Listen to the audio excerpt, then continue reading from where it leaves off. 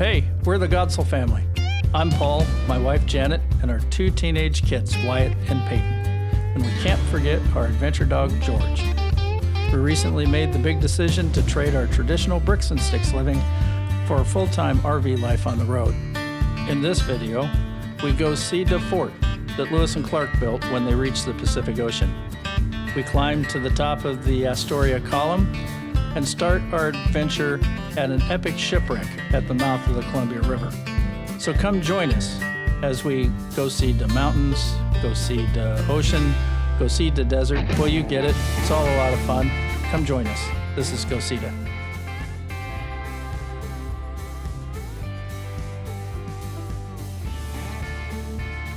Fort Stevens holds fond memories for my wife and I. Every major decision that we've made in our marriage has been on the road, and a lot of those decisions have been made right here at Fort Stevens. We felt that no other place would be better to start our journey than right here at the Peter Iredale. Okay. I'm gonna do 1, 2, 3 on his back. So 1, 2. Oh wait. Is it recording? Yeah. Oh. 1, 2, 3. Let the journey begin. Oh, that was a Godsell mumble. Okay. Well, we'll do it. Let's do it one more time. What are the exact words? Let the journey begin. Let the journey begin. Okay. Ready? 1, 2, 3. Let the journey begin. Woo! Yeah! Baby. All right. Let's go. On September 26, 1906, the Peter Iredale left Salina Cruz, Mexico, bound for Portland, Oregon, where it was to take on a load of wheat for the United Kingdom. It arrived in the early morning of October 25th in heavy fog. Waiting for a bar pilot, winds and currents shifted, pushing the ship into heavy surf, causing it to run aground, hitting so hard that the mast snapped off. Luckily, the captain and crew survived. Today, what's left of the 120-year-old wreck remains an Oregon coast icon and a reminder why the Columbia River Bar is called the Graveyard of the Pacific. The Peter Iredale is located at Fort Stevens State Park in Oregon. Fort Stevens is a historic military installation that guarded the mouth of the Columbia River during the Civil War period of 1863 to 1947 through the Second World War. Initially built to protect against the Civil War era threats, it's famous for one thing. It's the only military post in the continental U.S. that was fired upon by the Japanese by submarine during the Second World War. The fort is a dream to explore, from the old gun batteries to miles of bicycle trails in the campground. The campground is massive, nearly 300 total sites, 174 of which are full hookup RV sites. Fort Clatsop is only a short drive away, and that's where we go next. The story of Lewis and Clark has been called the greatest camp trip ever. The dream child of Thomas Jefferson to find a navigable path to the Pacific, he then asked Captain Lewis to command a small military expedition to the Pacific. Lewis then asked his friend Captain Clark to co-command the expedition with him. When the Corps of Discovery left St. Louis in 1804, the band numbered 45.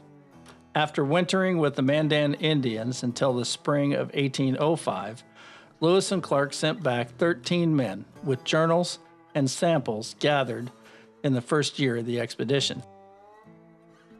Before leaving Fort Mandan in 1805, the Corps added several people, one being the most critical member of the total success of the mission, Sacagawea. The Corps reached the Pacific on November 15, 1805.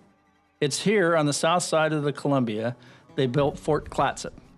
From November 15th to the 23rd of March, 1806, 106 total days, they only had 12 dry days. It rained every day except 12. Of those 12, only 6 were clear days.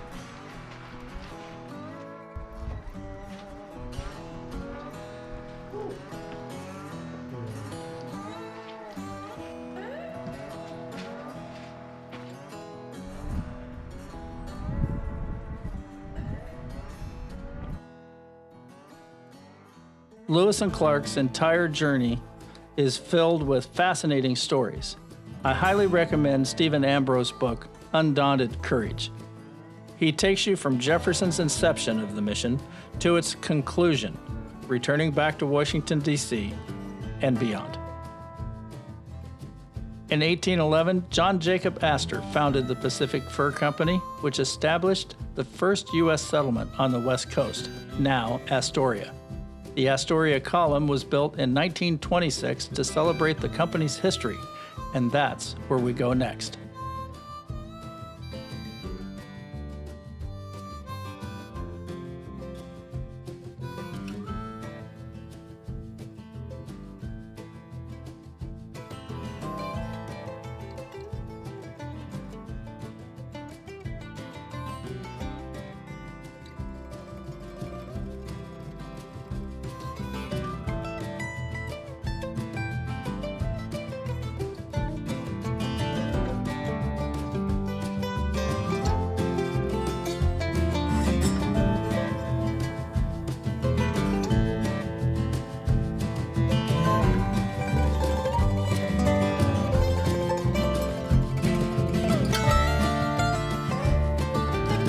There are 164 spiral steps to the top of the Astoria Column.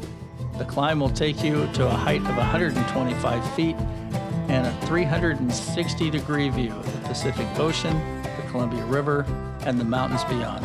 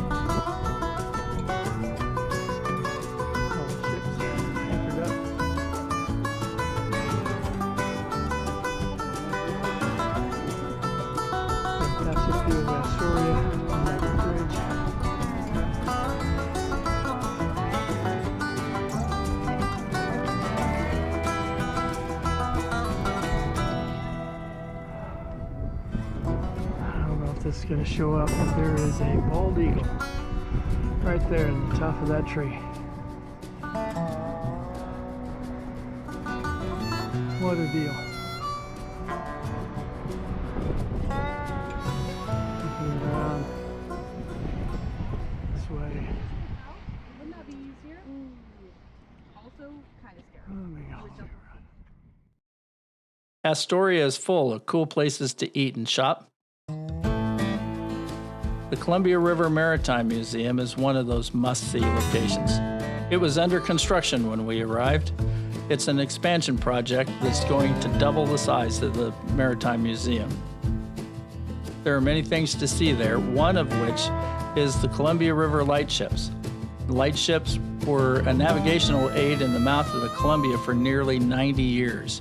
One of them is docked permanently at the museum. If you're looking for one of those iconic places to eat that just says Astoria, the Bow Picker is right across the street from the Maritime Museum.